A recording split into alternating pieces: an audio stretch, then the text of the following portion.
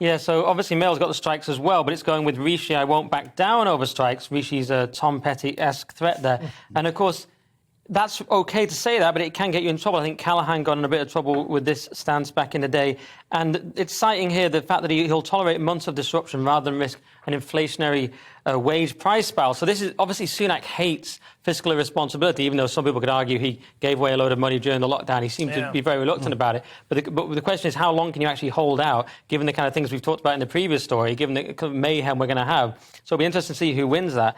And I'm kind of with Peter Hitchens on this one, who was on Question Time and had quite a viral clip talking about he wanted nurses to be paid more, but he felt they shouldn't be allowed to strike if they go into that profession.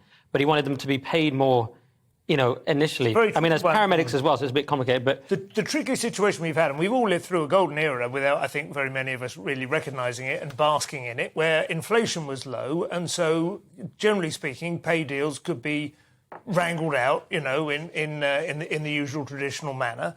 As soon as inflation gets into double digits and starts leaping around all over the place, anyone who's in the public sector, will immediately have recourse to their industrial action, and that has an inflationary pressure and the whole thing. I mean, inflation, this is why you have to keep it down. It's like fire in a bloody dockyard, it's absolutely...